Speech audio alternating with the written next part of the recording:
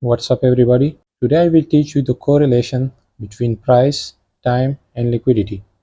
Like the price is of no importance if you don't take time into consideration. Similarly, the time and price is of no importance if you don't get the liquidity sweeps during a particular time frame. So in the first part of this lecture, I will explain the general framework of this price action. Then in the second part, I will explain how you can get entries in this price action, and then in the last part, I will explain what would happen if you go against the rules. Okay, so we're going to discuss the general framework of this price action.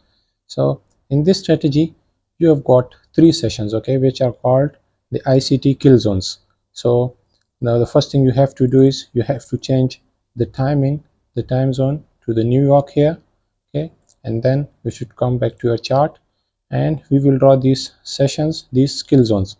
So the Asian session starts from the 8 p.m. New York time, okay, this is the Asian kill zone, and it is till the 12 a.m. New York time, okay. So this is your Asian kill zone, so we will mark this level. Now the London kill zone is between the 2 a.m. to 5 a.m. okay, this is the London kill zone. Okay, so this was the Asian kill zone, this is the London kill zone, and finally we have the New York kill zone, which is from the 7 a.m. to 10 a.m. okay. So this is your New York kill zone. Now you have to mark these kill zones on your chart. Now the next thing is marking the highs and the lows of the Asian session. So you can see this is the high of the Asian session, okay. Now this is the low of the Asian kill zone, okay, like this is the low between the 8 to 12. So we will mark this low here.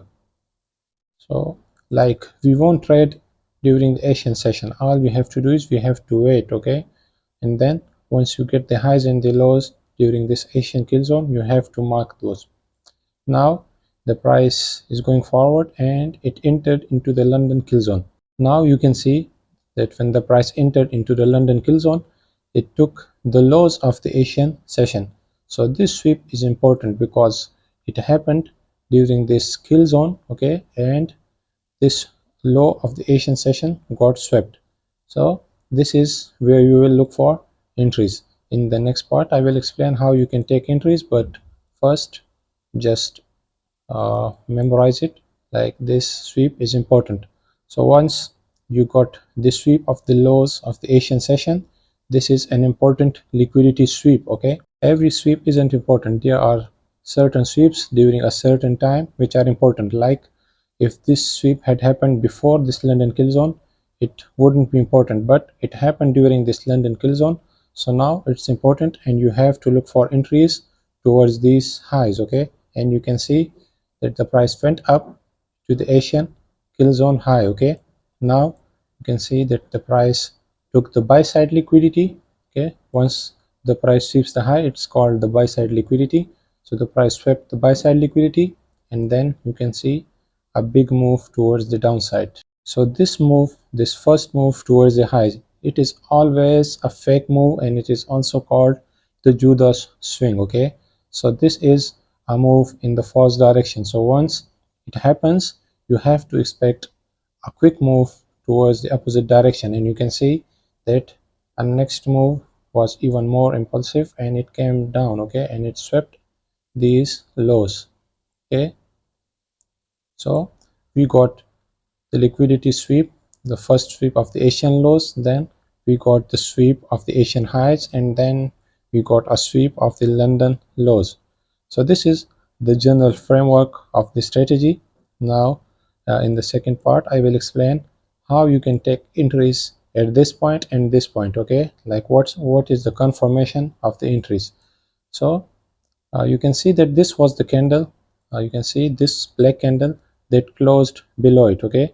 So one of the technique for entries is that you see there were multiple up closing candles and these candles closed above this down closing candle, so you got a market structure shift, okay, towards the upside. And then the technique is that you have to draw the 0.5 fib level, okay, from the bottom to this top, okay, and once the price goes below the 0.5 fib level, this is where you will enter into your longs, okay, like this will be your entry for longs and your stop loss will be below here, and you will target these highs, okay. So it can go 5 pips or 6 pips above. So you can see that this is usually you will get a move of the 30 pips, so you should target 30 pips, like you would have taken profits here. So 30 pips is a big move. This is your stop loss. So this is the first way of entry.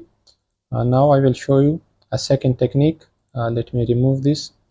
In the second technique, you have to take the SMT pairs under consideration. Like this is the New Zealand dollar, so its SMT pair or correlated pair is Australian dollar, okay. You can see this is the Australian dollar. Now you can use this technique by shifting to smaller time frames. I will use 3-minute or 5-minute. Let's see if we have got any structure using this strategy, okay. So here you can see that once the market structure was shifted to the upside, okay, you got this SMT divergence here. You can see that this was the low on the New Zealand dollar, okay. This is the low on the New Zealand dollar. Now the Australian dollar and the New Zealand dollar is correlated, so there is also a low on the Australian dollar. But then you can see that the New Zealand dollar didn't sweep these lows and it swept the lows here, you can see. So this is called the SMT divergence, and once you get this divergence you can get your entry. So your entry would have been here. So you can use the 0.5 fib level technique, and also you can use this SMT technique. Like here you can see, let me shift back to the 15-minute. So here you can see that you didn't get a pullback, okay. So this technique, this 0.5 fib level technique, won't give you an entry here. So what should you do here? Again, you should use the SMT or the SMT divergence strategy. So I will use the 1-minute, or you can use the 5-minute chart. Let's use the 5-minute here. So on the 5-minute there is no SMT divergence. Let's shift to 1-minute chart and let's see if there was any SMT divergence on the 1-minute chart. Let me zoom it in. It's important, okay. So here you can see that the price here came down, okay, and then you got this fair value gap here on the New Zealand dollar. Let me remove this. You can see that you got this fair value gap in the New Zealand dollar. The same fair value gap was here in the Australian dollar, okay. This is the same fair value gap here. Now you can see that this fair value gap got filled in the Australian dollar, but it didn't get filled in the New Zealand dollar. So again, this is an SMT technique of the fair value gap. On one pair the fair value gap gets filled, and on the other it doesn't get filled. In this one it got filled, and in this one it didn't. So this is where you will enter. Also you will expect pullback here because of the general framework that I taught you, okay, because the liquidity was taken. So you will expect a big move towards the downward direction. So this is where you will enter, okay, in this fair value gap. So there are multiple techniques for entries, but the main thing is this general framework, okay. You have to understand these tricks in the market: the London session sweep and then the New York session sweep, and it happens during certain times. Like you can see this move has happened during the New York Killzone from 7 a.m. to the 10 a.m. okay. So the timing is important. This sweep was during the London Killzone and this sweep was during the New York Killzone.